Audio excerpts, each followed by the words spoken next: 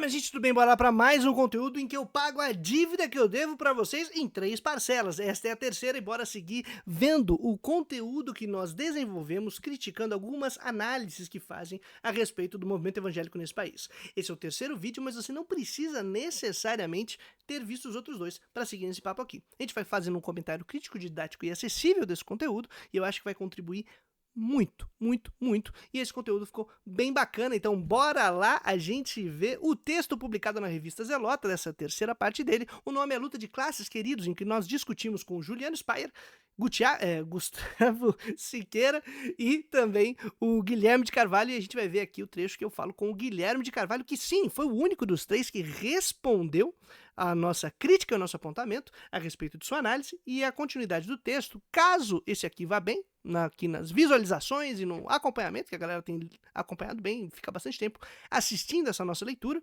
o que é muito bacana e me deixa muito contente, porque significa que estão preocupados com o nosso conteúdo, e eu faço então a leitura das nossas discussões, eu e o Guilherme, e vai ficar bem bacana, acho que vocês vão gostar. Ele vai ler, apresentar aí o que a gente fez. Só acho, Guilherme, sacanagem, que você ainda não publicou a tréplica nas suas redes.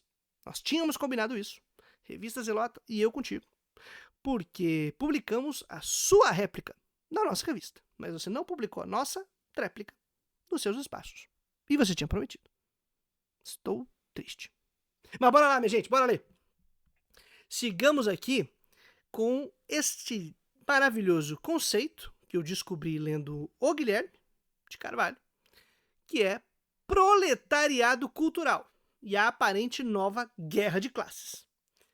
Vamos lá, minha gente, que se você não sabe o que é um proletariado cultural, talvez você descubra ou não na nossa leitura. Se você tem uma suspeita do que quer que seja, comente nesse exato momento. O que você acha que é? Bota aí no comentário. Ou só olha a descrição desse vídeo e vê como você pode apoiar meu trabalho. Bora lá! Para não falar das classes sociais e suas lutas, Guilherme de Carvalho inventa conceitos para criar um tipo de luta de classes cultural. É isso mesmo. Foi esse o nome que eu consegui apresentar. É uma luta de classes, mas não é de classes. É uma luta de classes cultural. E vocês vão ver como isso funciona. Algo que faz sentido se, e apenas se, apagarmos de toda discussão a dinâmica da produção e reprodução da riqueza material, efetiva, o modo de produzir as coisas e o que a gente produz, em sua totalidade, da sociedade capitalista. Assim como seus conflitos, né, que existem dentro desse modo de produção. Se tirarmos de jogo o modo de produção, que exige uma orientação básica para a legitimação da divisão social do trabalho, e aqui está hiperlinkado, ó. Se vocês clicarem no link que nós temos aqui na descrição do vídeo com o texto original, está hiperlinkado um texto do Franz Kielamert sobre o que é ideologia, que é bem bacana e tem a ver com esse tema aqui. Os interesses de cada classe, que sob essa divisão produtiva buscam a manutenção ou obtenção de privilégios, porque é isso, falar de luta de classes não é como... Ai, como que eu me identifico enquanto classe social? Gente, e classe não é questão de identidade, tá? Classe é uma questão do ponto de vista da reprodução social, quando a gente observa ela do ponto de vista da sociedade, em que lugarzinho você ocupa.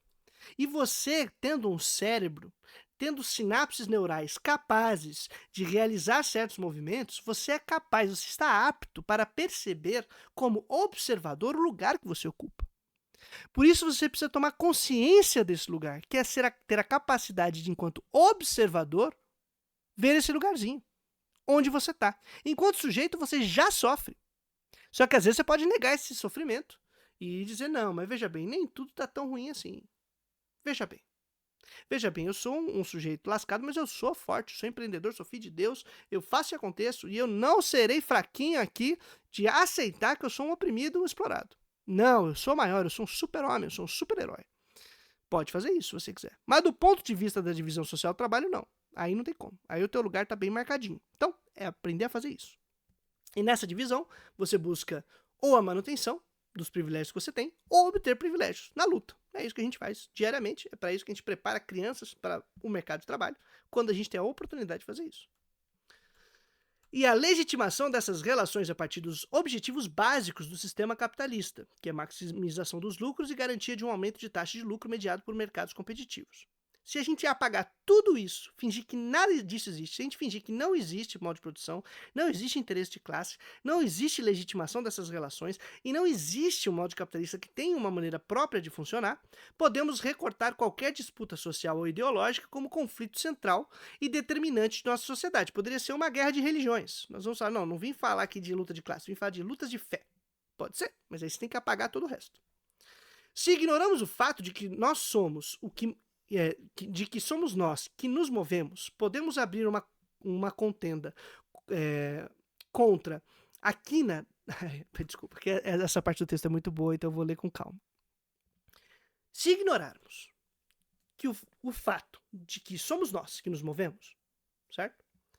Se ignorarmos o fato de que podemos abrir uma contenda contra a quina da inanimada mesa da sala, como se ela fosse a culpada da dor que sentimos depois de termos trombado nela com o nosso quadril. Se você ignorar que é nós que estávamos nos movendo e batemos na mesa e culpar a mesa, aí você pode criar a tal da luta de classe cultural. Porque você fingiu, em absoluto, que existe um modo de produção básico que fomos nós que inventamos, que garante as possibilidades de todo outro movimento social possível. Você finge que isso não existe. E aí a gente pode bater com o quadril na mesa e falar a culpa foi da mesa. É basicamente isso. Desse modo, Guilherme tenta criar certa sofisticação em sua análise da realidade, criando o termo proletariado cultural. Isso é, a percepção de que haveria um conservadorismo ideológico maior entre pessoas pobres e um mais liberal entre os ricos. Obviamente, a questão da renda ou da escolaridade não entra para discutir a desigualdade própria de um modo de produção, mas para trazer algum dado que sustente a ideia de domínio de uma elite cultural sobre o proletariado intelectual. Ou cultural também. Quer dizer, a gente não vai falar das escolas, a gente não vai falar de quem tem privilégio sobre a educação formal, quem tem privilégio sobre o ensino superior, quais são as dinâmicas que fazem com que algumas pessoas sejam sabotadas materialmente. Não, a gente não vai falar disso. A gente vai falar da essência do pobre em ser conservador e da essência do rico, imaginado e metafórico e hipotético, de ser progressista ou liberal. É a essência. Essências estão em jogo. E aquele rico que essencialmente atende esses interesses do pobre conservador provavelmente é um rico esclarecido do ponto de vista do pobre essencialmente conservador. Então, na verdade, ele está em luta do interesse popular. Meu, você vê a mágica. Gente, sério, isso é sofisticado. Isso é sofisticado. Porque se você apagar tudo, parece que faz sentido. Porque você olha e fala, realmente, mano, o cara de classe média branca ali, ó, se acha o cara, porque ele é intelectualizado. E eu não. Eu não pude ter acesso. Mas aí a culpa não é o fato de eu não ter acesso, porque existe um modo de produção e de organização da sociedade que me impede a ter acesso. A culpa é do humano e da elite cultural. Percebe? Ai, que delícia. Eu fico satisfeito em perceber a malandragem e desarmar ela. Que magicamente deixa de ser definido apenas por renda e escolaridade e salta para uma questão de valores. Claro, conservadores, né? O pobre agora não é questão de renda, de escolaridade, de ausência de condições de produção e reprodução da vida, de bens sociais, é uma questão de valores. Isso fica bem claro em seu artigo publicado pela Gazeta do Povo. Eu tive que ler essa porcaria. Evangélicos, 2 pontos. A ascensão do proletariado cultural. Sim, gente. Sim! Eu tive que ler isso. A argumentação é relativamente simples, desenvolvida a partir de uma pesquisa feita exclusivamente online em agosto de 2021 pela Atlas, com 2 frentes: o impacto da orientação sexual dos candidatos sobre a intenção de voto e o posicionamento político do eleitor LGBT. Cara, eu abri essa pesquisa e eu fiz a análise dos dados também. Vamos lá. Na pesquisa, em geral, ao serem questionados se votariam em um candidato gay à presidência, 60% das pessoas brasileiras responderam que sim. E 17% não sei. Ou seja, a questão da orientação sexual de uma pessoa candidata à presidência não entrou como um fator decisivo e definitivo para 60% das pessoas entrevistadas. 60%. E 17%, não sei. Ou seja, a maioria não acha que isso é um critério para tomar decisão. Isso é claro, tudo bem? Mas vamos lá. Ou seja, a maioria, no marco geral, não considera esse ponto fundamental para sua tomada de decisão. No recorte religioso, o grupo evangélico, que compõe 1/3 da população, foi o com maior taxa de rejeição, sendo que 42% dos entrevistados responderam que não votariam e 20% apontaram para a incerteza. Ou seja, o grupo religioso evangélico foi o que teve aí a maior rejeição. Só que esse grupo é 30% da população, ainda é minoritário. Diante da contabilização geral dos 60% da população, o que até agora isso nos revela a respeito do proletariado cultural, que seria o conservador, o pobre conservador por natureza, seja lá o que isso signifique.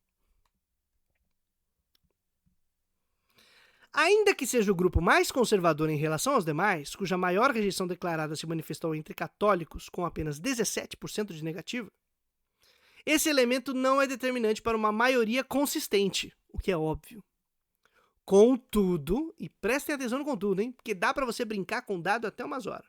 Você joga dado pra cá, joga dado pra lá, põe dado na mesa, joga dado pra cima, brinca com dado, joga os dados e, bom, como eu já disse em outros vídeos, o que importa é se você tem dado em casa. O Guilherme foca na questão da escolaridade e da renda, indicando que, entre os mais pobres e menos escolarizados, a resposta afirmativa é menor do que do grupos mais ricos e mais escolarizados. Então, quando ele faz o corte da renda, ele vai ver, entre mais pobres, o pessoal coloca isso como um valor mais importante do que em relação aos mais ricos. Mas calma. O autor, obviamente, não considera outras variáveis bem importantes, como a distribuição dessas classes, as funções desempenhadas por cada uma delas na reprodução social e menos ainda as proporções demográficas de cada segmento. Ainda assim, em nenhum grupo, seja os menos escolarizados ou os mais pobres, a resposta diante da possibilidade de uma pessoa presidente gay foi afirmativa para menos de 51%, ou negativa para mais de 27%. Ou seja, se a gente pegasse o recorte com esses dois grupos, tá? Seja os menos escolarizados, seja os mais pobres, 51% consideraria que votaria numa pessoa gay. Pelo menos. Porque acho que entre os menos escolarizados o número ainda é maior. 51% fechava. Votava. Pelo menos. E apenas 27% falava não. Isso significa o quê? Que esse dado, ainda que entre pessoas mais pobres, que é um grupo muito maior do que os mais ricos, que é um grupo minoritário, dada a distribuição desigual do capitalismo, Guilherme, dada essa dinâmica, ainda assim, esse não é um fator determinante. Contudo, para o autor, estaria evidente que o interesse por um candidato gay seria próprio de uma elite cultural minoritária. Pô, mano, mas aí é você fazer cocô em cima do dado, né? É você pegar uma pesquisa, ler com os olhos alternativos e, fingir que o negócio tá errado. Não dá. Não dá. Sério mesmo.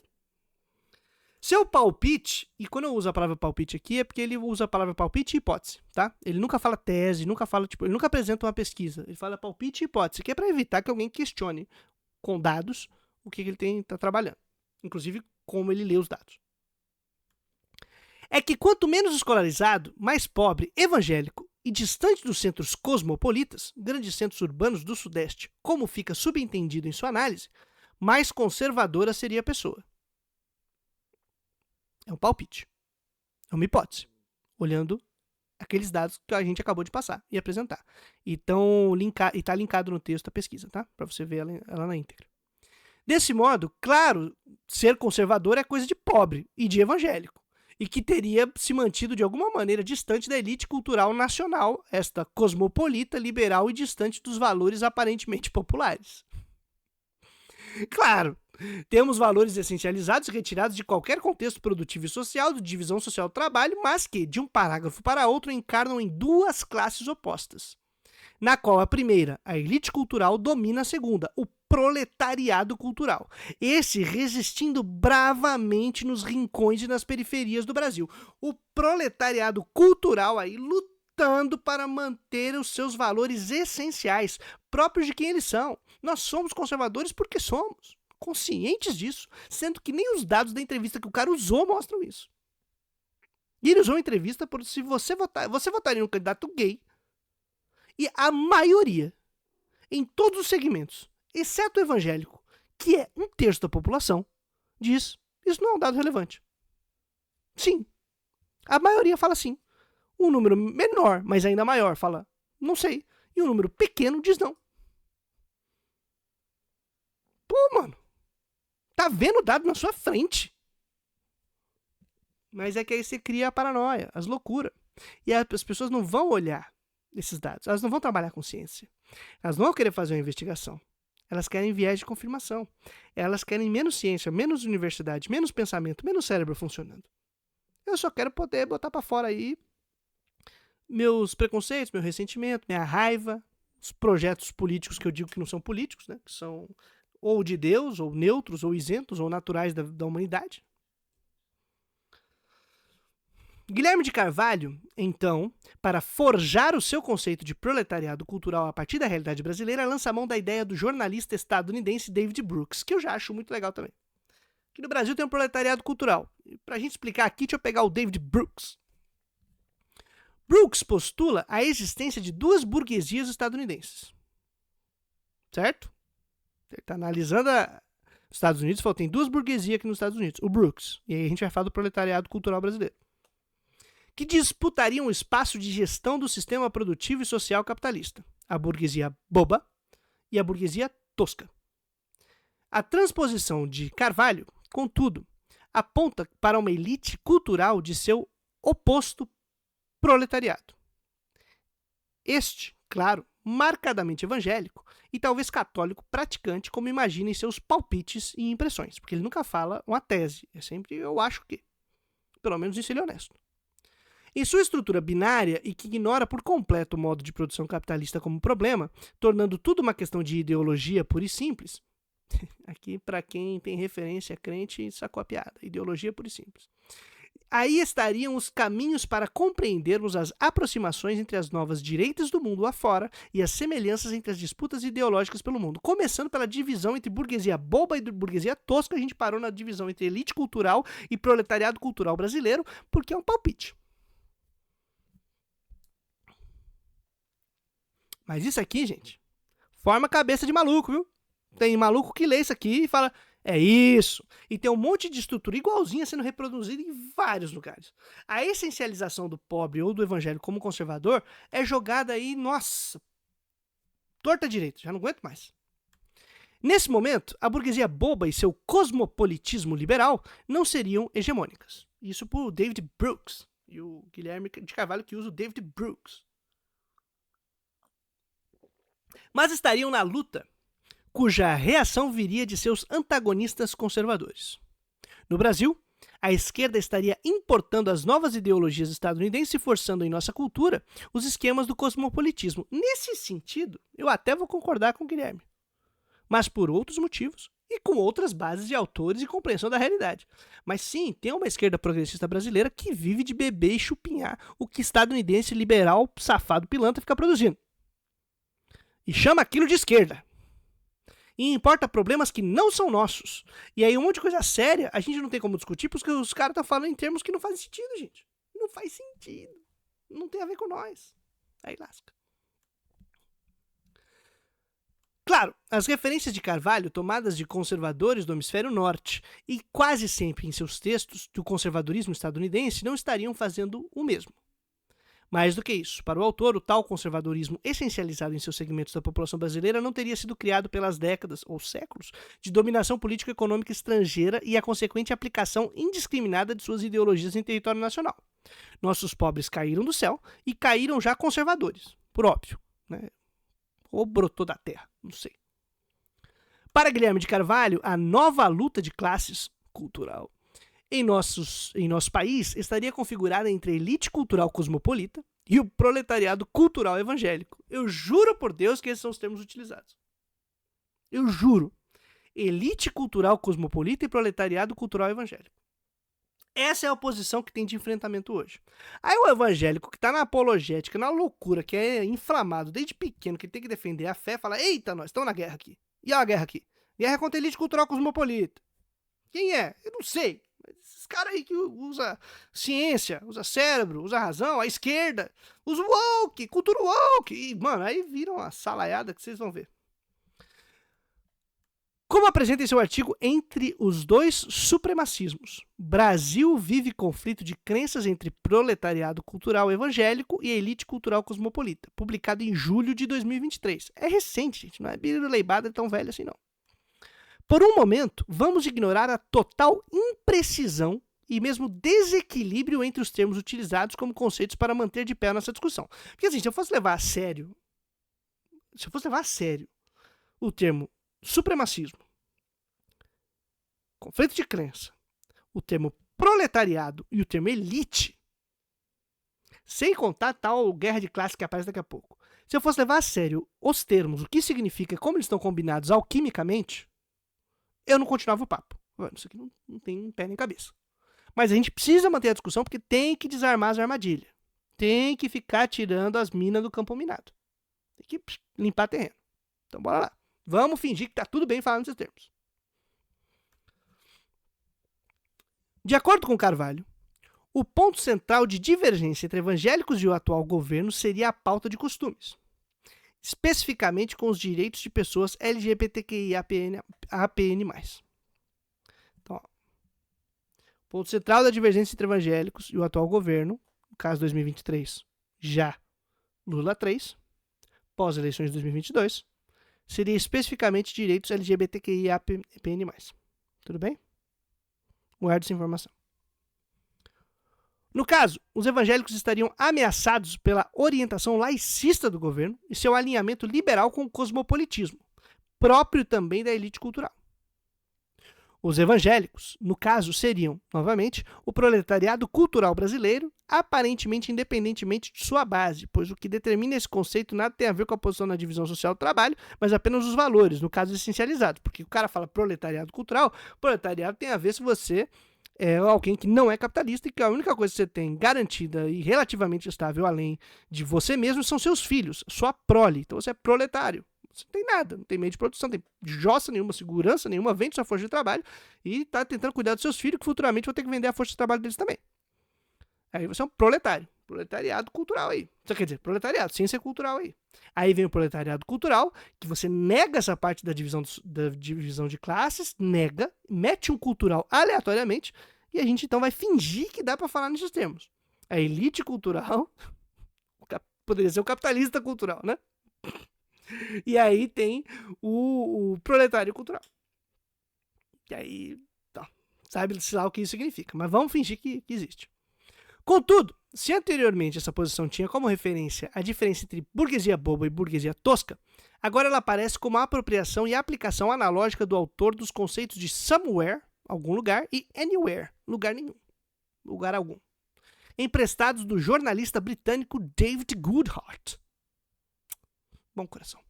Sua nova referência para apresentar nesse texto que deixa de ser a luta de classes e se torna para Guilherme uma guerra de classes. Expressão também tomada de um autor estadunidense que comentaremos abaixo. Você vê que bastante gringo aqui está dando pitaco em analogias à realidade brasileira, sem mais nem menos. O grande importante, o primeiro grupo, né, aqui do somewhere, do algum lugar, no Brasil, é o evangélico. Ele é de algum lugar. Formado por pessoas comunitárias, enraizadas e tradicionais. E o segundo lugar, por sua vez, seria a elite individualista e cosmopolita, o anywhere. É isso. Tem o pessoal aí que é raiz e o pessoal aí que é globalista. É global, cosmopolita. Leite com pera. E o evangélico é raiz. Jamais cairia nessa lorota aí dessa esquerda progressista woke globalista. Essa elite cultural, tão liberal e cosmopolita, já não é apresentada como uma luta pela hegemonia, mas como hegemônica. Porque lembra que no primeiro texto ela ainda não é hegemônica. Aqui não, que ela já é hegemonia e quem manda no mundo é essa elite cultural liberal, elite cultural liberal, cosmopolita, liberal e sei lá mais o que. É esse pessoal que manda no mundo, hein? Dominaram as coisas em um espaço muito curto de tempo. Deu 2 anos, já estava dominando tudo. Deixou de ser luta da burguesia tosca com a burguesia boba, virou a luta do proletariado cultural contra a elite cultural, e essa elite cultural domina o planeta. Fiquem atentos vocês aí, hein? A elite cultural já te pegou hoje? No Brasil, está associado ao governo petista, aparentemente dominado e apoiado por essa elite cultural cosmopolita sem mais. O analista, Guilherme de Carvalho, tão afeito a dados como os da pesquisa Atlas, não parece lembrar dos dados de intenção de voto nas últimas eleições de 2022 com respeito às bases eleitorais de Lula e de Bolsonaro. Esses revelam exatamente o oposto do sustentado por Carvalho, com sua pretensa nova guerra de classes que opõe evangélicos à elite cultural. Se considerasse o tal critério de escolaridade e renda, que era o que importava para ele na primeira leitura das pesquisas, né, veria que os evangélicos apresentam um desvio do padrão geral entre as classes baixas, e não a regra. O tal proletariado cultural fica completamente fragilizado nessa perspectiva. E a gente já falou vários textos, vários vídeos, isso aconteceu, é só olhar os dados. Quer dizer, na verdade, parece que é o proletariado cultural evangélico que está sendo dominado por uma elite aí, porque está desviando do padrão da classe trabalhadora, porque a maioria dos pobres estava votando no PT, a maioria das pretas estava votando no PT, a maioria da pessoa periférica estava votando no PT, menos escolarizada estava votando no PT, a maioria. Exceto no grupo de evangélico. Quem está sendo cooptado por uma elite aí parece que são os evangélicos. Se a gente for olhar em números, negando em absoluto qualquer outro critério, fazendo exatamente a reflexão que o Guilherme fez, do jeitinho que ele fez. Na hora de aplicar para ver a eleição, você fala, quem está desviando são os evangélicos. O que significa que eles não estão acompanhando a classe, majoritariamente a galera da classe deles. Então quem que está caindo aí numa armadilha cultural? Me diz aí, você que está acompanhando esse vídeo há 26 minutos e vendo a minha indignação. De todo modo, por fim, o Carvalho tem elementos para apresentar uma aparente consistência em sua ideia. Isso porque, prestem atenção, porque eu vou falar, parece que o Guilherme consegue apresentar algo que tem materialidade. Não porque ele viu, incapaz de ver isso, mas é porque, tem uma parada que faz com que o discurseira dele entre pelos buracos da ideologia que estão metidos na nossa vida. Ele se infiltra nos buraquinhos aqui da nossa laje, a nossa laje da vida diária. Tem infiltrações que por elas entra a tal da ideologia hegemônica. Faz uns problemas danados no teto, enche de mofo, faz cair pedaço, a gente tem que subir para bater lá de novo, botar os azulejos, ajeitar tudo, um trabalho danado. Queria que as rachaduras fossem no sistema e não nas paredes da sala. Que pena, diria Eita, esqueci o nome da banda. Black Pantera. Vamos lá. Isso porque realmente há uma luta entre burguesias em todo o mundo pela gestão do capital em nossa situação de crise generalizada. E capitais sempre lutaram entre si, desde que o capital existe. E Marx já viu isso, e um monte de gente já viu isso. E sempre burguesia luta contra burguês, luta contra burguês, depois se alia contra burguês, faz grupo de burguês com burguês, contra burguês, todo mundo... Eu quase fiz uma rima aí com um partido que tinha um slogan que falava de burguês. Tá brigando, mano. Os burguês brigam. E depois se alia. A luta do capital vai funcionando nessas dinâmicas. Tudo bem? Mas em última instância, todos querem explorar a classe trabalhadora e impedir qualquer processo revolucionário de transformação da realidade. E sim, há no mundo uma disputa pelo capital e pela gestão do capital. E aí a gente tem que perceber o que está acontecendo na crise hoje. Então você que veio até aqui achando que ia ver só coisa de crente, análise de conjuntura para você. Pá, se eu tivesse coisa para fazer feito, eu botava análise de conjuntura. Presta atenção. O problema é que ele transpõe para o nosso território conceitos conservadores de ideólogos estadunidenses que analisam as disputas entre grupos de elite econômica localista, que estão olhando só os Estados Unidos, e grupos de elite econômica globalista, que são aquelas que trabalham com capital financeiro e que não querem pensar só no umbigo da produção, por exemplo, de indústria ou de extração em seu território. mas que também pensam no ciclo de finanças e de serviços, de como eu gero capital pelos ciclos financeiros. Essas burguesias lutam, elas tretam entre si. E nos Estados Unidos, elas estão brigando hoje, nesse exato momento, no dia da graça que eu estou gravando isso aqui, é 5 de novembro. Tá saindo aí até num prazo de 4 dias a 7 meses, sai o resultado das eleições dos Estados Unidos e tem uma luta de capitalistas ali. Tem uma luta de burguesia, uma burguesia majoritariamente nacional industrial e que pensa em projetos de extração como a que apoia Trump, que Make America Great Again, e a galera mais liberal, progressista, que quer circulação livre de capitais e gestão dessa circulação de capitais pelo mundo todo, que é a tal do apoio dos ricos para Kamala Harris. Axé Kamala. E aí a gente tem a luta entre Make America Great Again e Axé Kamala. Ligados a diferentes capitais, como bem trabalhado, por exemplo, por esse autor, que tem um nome impronunciável, mas que eu recomendo que vocês leiam. Wim Dirkesens e Walter Fomento, que se dá para ler, Formento, que é um argentino. O Wim Dirkesens é um holandês. Eles trabalham isso, por exemplo, em um livro chamado Por uma Nova Civilização. Mas tem um outro livro do Wim, que ainda não foi publicado, e se nada der errado, um dia eu vou poder publicar aqui em português. Eu queria muito poder ter tempo para fazer isso, porque ele me passou os manuscritos, que não é manuscrito, porque ele não escreveu à mão, escreveu no Word, mas ele mandou para mim, os originais, para eu ler, para a gente poder discutir e tal, não sei o que lá. Então ele é inédito, e seria inédito em português. Ele faleceu, mas a gente tem a possibilidade de publicar, mas falta aí recurso, tempo e dinheiro para a gente poder fazer isso. Mas é um livro que ele também discute essas paradas, ele apresenta umas paradas muito loucas, interessantes. O Vim me influencia bastante, é um cara muito bacana de conhecer. Esses autores, contudo, apesar de que ele tem umas paradas ali que foi meio paranoica no período da vida dele, mas a gente já discutiu sobre isso entre ele, mas já foi. Esses autores, contudo, aprofundam a questão como é devido, pois não olham apenas para o umbigo dos Estados Unidos, no qual a oligarquia nacional de capital financeiro e produtivo, recentemente representada pela administração de Trump e compõe o Partido Republicano, enfrenta a fração globalista de capital transnacional, de grande rede de bancos e fundos de investimentos internacionais, hoje apoiada por Axé Kamala, mas antes era por Go Biden. Go pra onde? Eu não sei onde ele tá indo, porque o bichinho tá meio perdido, mas antes era coelho. Tal conflito é mediado pela fração continentalista multinacional, que dissolveria interesses entre os dois polos, pois se trata de capital ligado à rede de bancos relacionados com a NAFTA, que aí é uma questão de uma galera que não pensa nem só no local e nem no global, senão blocos regionais, que tinha muita força no início dos anos 2000, quando tentou implementar, por exemplo, a ALCA, e foi derrotada, graças a Deus, porque Deus é bom, e porque o povo se mobiliza e valeu o movimento bolivariano. Então, existem esses grupos, que são burgueses de capital, e que conflitam.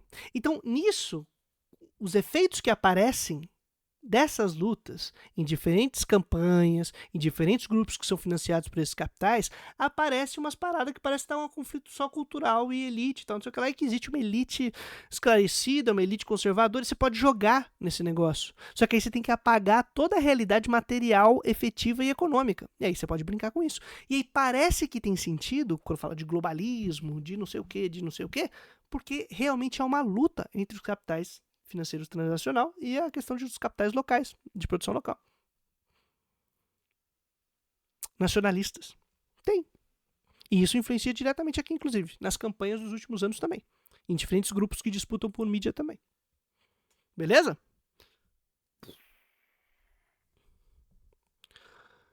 Dessa maneira, Carvalho perde de vista tanto a realidade nacional quanto a própria análise da luta de classes sobre as crises dos capitais internacionais e do próprio capitalismo. Tudo é convertido em um aparente enfrentamento dos daqui contra os de nenhum lugar, né? De lugar algum, desses que são os cosmopolitas da lei. Isso fica evidente em todas as contradições e omissões de seu artigo de 9 de outubro de 2023 pela Gazeta do Povo. Cara, eu tive que ler essa porcaria, vocês têm que me ajudar aí, meu trabalho tá insalubre. Manda o Pix. A Fundação Ford quer nos libertar da injustiça social. O preço é a nossa alma. Eu gosto como esse pessoal aí sabe fazer título sensacionalista de pânico moral. Dê-me a sua alma, dê-me agora. Tipo isso. Pra você ficar com medo. A Fundação Ford tá falando isso. O grande inimigo da vez é a Fundação Ford. Com certeza inimiga, sem dúvida, tá? Tamo inimigo. Inimigo da Fundação Ford. Mas se mandar o Pix eu aceito. Porque eu preciso sobreviver. Não dos daqui, mas da classe trabalhadora. Inimiga da classe trabalhadora, Fundação Ford. Desgraça. O problema estaria na ideologia liberal dessa fundação e de seu presidente, Darren Walker, um homem negro vindo de classes baixas. Para Guilherme, ele seria um representante do proletariado, mas subiu na escala social e econômica e traiu sua classe. Traidor do proletariado cultural. Afinal, agora, ao invés de defender os valores conservadores, que sabe-se lá porque seriam próprios dos pobres, né, naturalmente o conservador, o pobre é conservador, a natureza dele, de acordo com Guilherme de Carvalho, eu juro por Deus que isso está na teoria dele, Walker gera a Fundação Ford para impor ao Brasil a agenda globalista. Ele gera a fundação para botar aqui o globalismo. O globalismo! Ou melhor, cosmopolita. Ele usa a palavra cosmopolita, mas é o mesmo esquema do globalismo do Olavo de Carvalho. Igual. Só mudou de Olavo para Guilherme, mas Carvalho é o mesmo. O problema para o autor não é o capitalismo e todas as suas redes de dominação, exploração e controle em disputa, independentemente de valores, sejam conservadores ou liberais. A ameaça é que a justiça social prometida dentro dos marcos capitalistas seria realizada sem levar em consideração a realidade comunitária e simbólica do proletariado cultural. Leia-se evangélicos, que para ele é isso. O proletariado cultural é evangélico. Sabe-se lá por quê? Porque ele é evangélico. Então ele quer se identificar com o proletário, mas ele não quer ser marxista, então ele fala, eu sou do proletariado cultural. Eu sou evangélico. Não entremos no mérito de que exatamente a mesma estrutura argumentativa poderia ser utilizada para criticar todo o proselitismo religioso nas periferias das cidades, nos interiores e mesmo outros grupos étnicos. Óbvio, que poderia usar a mesma coisa para falar, gente, mas é isso que vocês fazem, pegando dinheiro da gringa para ficar evangelizando o mundo inteiro aqui no Brasil. Vamos fingir que isso não existe, né? Não existem redes internacionais de apoio para propagação ideológica pura e simples. Sigamos com a questão presumindo que há algum esforço de compreensão de realidade e não apelo reativo contra o que poderia ameaçar a doutrina garantidora dos privilégios de teólogos e pastores. Exatamente. Vamos fingir que aqui há preocupação com a realidade. A gente vai aqui porque a gente quer estabelecer diálogo. Não, existe alguma preocupação. Não é defesa do próprio umbigo, do próprio privilégio. Jamais. Novamente, Carvalho traz a ideia de guerra de classes, agora compreendida não apenas no Brasil, mas em todo o mundo, no qual, de repente, o controle total está nas mãos de uma elite gerencial ou administrativa, e aqui e ali uma pequena elite conservadora, citando agora outro autor estadunidense, Michael Lind.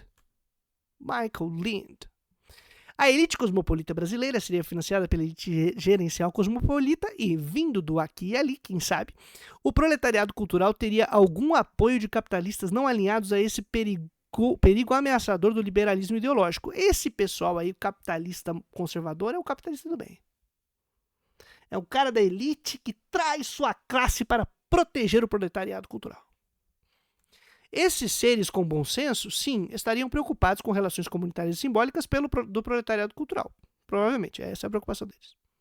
De todo modo, a cruzada do autor converte a luta de classes em uma resistência do proletariado cultural, seja lá o que isso significa, além de evangélicos pobres de classe média ou ricos, contra ideias que viriam de fora. Mas os autores, utilizados como referência seus conceitos sobre a realidade estadunidense, vêm de onde? As ideias que os caras estão usando aí, ó, elas vêm de fora, hein?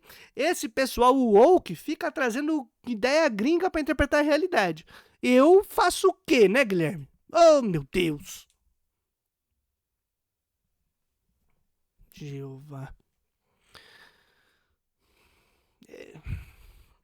Mas o que importa para Carvalho não são ideias ou o conjunto de ideias, e sim especificamente a questão dos direitos LGBTQIAPN+. Ele afirma, citamos Guilherme, o problema é que as pessoas privilegiadas por aqui são as mais embranquecidas e mais secularizadas. E nosso proletariado cultural, cristão, também é um proletariado econômico. Nós somos o lado de baixo da nova guerra de classes. E o Walker, negro, liberal, progressista, assim como os gestores de fundos do KIF, é um lado de cima. Nós, do lado de baixo, concordamos sobre a inclusão social, sobre combater racismo, sobre igualdade, mas jamais concordaremos com a pauta de costumes da elite cosmopolita e da Fundação Ford. Cara, isso aqui é uma completa perversão de um discurso de levante da classe trabalhadora contra o sistema capitalista para dizer que a classe trabalhadora está lutando contra a elite cultural, que na verdade seria esses ricos progressistas. Na verdade, o que ele quer é ter direito de poder perseguir minoria e dizer isso é o combate a essa elite cultural. Só que veja que ele não está construindo esse texto dialogando com a classe média. A maneira como ele discute esse texto é falando como se ele fizesse parte deste proletariado, dessa classe trabalhadora cultural, seja lá o que signifique, que é sabotada pela elite. Mas os textos que a gente leu dos outros que estavam apresentando os evangélicos, e também, se você for ler o Gessé Souza, se você for ler a Marilena Chauí, se você for ler um monte de progressista que fala sobre os evangélicos, falam em terceira pessoa e como objeto, não chama os caras pra treta. Esse maluco faz. Quem você acha que tá lidando o outro como sujeito e chamando pra luta? Só que aqui é uma luta pervertida e uma luta que disfarça as estruturas de dominação real. Mas chama os caras pra treta, pô. Percebe? Isso é muito sério. Isso é muito sério. Vamos lá. Novamente. Aqui vamos nós. Prepara. Toda a problemática e invenção da ideia de proletariado cultural nasce da pesquisa eleitoral sobre a possibilidade de um presidente gay. Foi isso que começou todo o papo. Em todos os dados sobre as pessoas com baixa renda e escolaridade, a questão de gênero não seria determinante, exceto entre os evangélicos, e ainda assim sem maioria substancial. Se analisamos os dados eleitorais, temos o mesmo. O apoio ao candidato à esquerda veio majoritariamente de pobres, menos escolarizados, mulheres e pretos e pardos, exceto quando analisamos especificamente o grupo evangélico, que desvia do padrão geral dos mesmos segmentos. Mas, para o autor, é importante destacar o elemento econômico para dar consistência à sua guerra, confundindo o lance da elite cultural com quem é rico. E aí a elite de verdade passa em branco, mano. Branquinha, limpinha. Esse elemento, contudo, sem qualquer adjetivação, o empurraria a conclamar os trabalhadores a lutarem por justiça efetiva contra o sistema produtivo que os domina. Então, a brilhante saída é adjetivar o proletariado. Ele é cultural. Porque se você chama o proletário para ir contra a elite de verdade, adivinha o que ele faz? Vai para cima do sistema. Mas como você não pode chamar o cara para derrubar o capitalismo, porque você está se beneficiando dele, e você quer defender esta merda, você faz o quê? É cultural. É o proletário cultural. A guerra é cultural, ela não é real. A guerra é cultural, ela não é efetiva e material. A guerra é cultural, ela não é econômica, não é de modo de produção. Claro que não. Olavo de Carvalho, quer dizer, Guilherme de Carvalho já ensinou pra gente. Assim, ainda garante alguma relevância para a ideia de elite cultural brasileira e desloca a luta de classe para um conflito puramente ideológico e imaginário e vamos lutar contra os dragão. Dragão aí, imaginário, sonhos.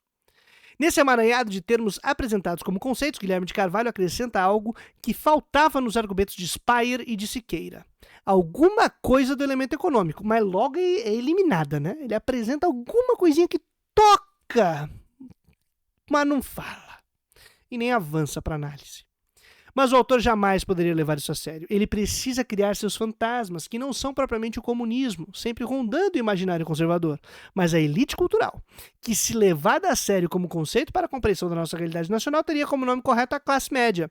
No caso, em sua fração progressista, porque a classe média conservadora vai ser bem benquista. O problema é se a classe média é progressista, que ainda assim é minoritária em relação ao conservadorismo dessa classe, como mostram também os trabalhos de Gessé Souza, e mostra mesmo que a classe média em geral é conservadora, uma parte menor é progressista, mas também essa parte ocupa determinados cargos de gestão e dentro de certos ambientes que ela se destaca bastante. Em suas pesquisas sobre a realidade brasileira, os pobres e seus valores supostamente intrínsecos devem resistir e lutar contra as ideias das elites, mas nunca encontram as armas da crítica produzidas por seus intelectuais supostamente aliados, possibilidades de destruição das correntes que os prendem. Apenas defendem a permanência das flores, ao contrário da proposta revolucionária efetiva. Por quê? Veja bem, o que eu estou dizendo aqui? O que o Guilherme coloca é que, em última instância, o que o pobre tem que fazer é se agarrar aos seus valores. E isso vai ser a luta dele. Só que o se agarrar a seus valores é defender um determinado projeto político em curso, que é fascista, conservador, reaça, violento. E aí o cara compra. Isso não dá pro cara instrumento para ele poder lutar de verdade. Só dá o negócio de ser reativo, reacionário e se submeter a esses valores que são reproduzidos dentro de dinâmicas de dominação e da reprodução social como um todo, na qual ele não pode tocar. E não toca e não vê. Ninguém deu a arma da crítica para ele ir lá e quebrar essa birosca. Aí o progressista Biruleibe, o progressista acomodado, o progressista Fundação Ford faz o quê? O dono, o praticante de edital. O que ele faz? Ele fala que ele tá lutando contra as narrativas. E também não dá as armas para criticar o sistema que produz e reproduz as relações de dominação. Ele vai falar de narrativa e vai cair na armadilha do Guilherme. Birosca. Nesse jogo o Guilherme ganha, porque o Guilherme arrancou da realidade as questões materiais de reprodução da vida. E aí ele botou um inimigo pra galera levantar a conta e lutar. E aí quando o cara vai falar e olha pra tua cara progressista de edital que vai na Santa Cecília, sabe o que ele vê? Ele vê a elite cultural que o Guilherme botou e não vê que o capitalismo tá roubando dia a dia do nosso trabalho, dia a dia da nossa vida, o tempo de vida que a gente tem com os nossos filhos, com as nossas filhas, com a nossa família, tempo de ir pra culto, a nossa sanidade mental pra poder lidar com a vida, rouba todas essas porcarias que a gente tem. E não vê, aí a gente não vê, a gente não vai discutir o que importa, a gente não vai discutir essa estrutura, a gente vai ficar nas narrativas. E nas narrativas o cara ganhou, chamou a galera pra luta, e nós não chamamos pra luta, nós chamamos pra chorar por martírio, e nós chamamos pra dizer, o amor venceu. E o amor venceu o escambau, porque nós estamos tomando um couro todos os dias. Eu não tô falando de eleição, tô falando de sofrimento, exploração de vida, de não conseguir levar adiante, pauta para diminuir trabalho, de não conseguir levar adiante, pauta para aumentar a quantidade de escola, universalizar ainda mais a educação pública, para conseguir dar ferramenta para o nosso povo ter cada vez mais relativa autonomia e decidir sobre a sua vida e enfrentar a capitalista canalha, enfrentar a porcaria da burguesia. Isso a gente não tá fazendo. Isso os caras estão nesse espaço da guerrinha cultural aí, a gente se lascou, a gente tomou, mano. Tomou. Aí fica tentando gerenciar, tá? Passou com o peneira e o mofo na parede continua. Não vai, mano. Não vai. A laje ainda tá rachada, as ideologias estão entrando pelos buracos e a gente tá lascado. Não dá. Não dá. O que a gente precisa é tirar a porcaria da flor ideológica que tá escondendo a corrente e mostrar as correntes. Como diria Marx. E como tá no final desse texto. A crítica arrancou as flores imaginárias das correntes, não para que o ser humano suporte correntes desprovidas de fantasia ou consolo, mas para que ele se desvencilhe delas e a verdadeira flor desabroche, ou a flor viva desabroche. A gente tem que dar arma para jogar essas flores fora, para ver essas discurseiras, essas narrativas, essas porcaria indo para longe, sendo queimada. Não queremos essas flores, porque a gente não quer as correntes. Tira as flores, tira essas narrativas biruleibe, tira esse papo de lorota, de elite cultural, de não sei o que mais cultural. Vê as correntes real, que exploram nosso trabalho, dominam a nossa vida, dominam a vida dos nossos filhos, das nossas filhas. Olha pra isso, viu isso aí? Ah, é pra conviver com isso sem as flores? Não, é pra arrancar as correntes pra gente viver a verdadeira flor. Marx estava falando da crítica da religião, então pra gente poder viver, quem sabe, a verdadeira religião. Uma espiritualidade saudável, viva, efetiva, que não esteja presa a essa dinâmica de produção e reprodução da vida e de moer gente. Que não é reprodução e reprodução de vida, é reprodução e reprodução de capital às custas da nossa vida. Arrebentando com a nossa vida. Não esquece que se você gosta desse tipo de conteúdo, curte aqui o nosso canal, comenta, olha a descrição do vídeo para acompanhar os nossos cursos, dar uma força no meu trampo lá no Apoia-se ou mandar um Pix que salva vidas. Ou ainda assim, se você também puder, aleatoriamente, dá uma comentada, manda um abracinho caloroso pra ver se cuida da minha sanidade mental. Que, pelo amor de Deus, lê Gazeta do Povo é embaçado. E seguiremos essa correria, minha gente, trazendo a boa nova todo dia útil até a vitória final. Chegamos ao fim, enfim.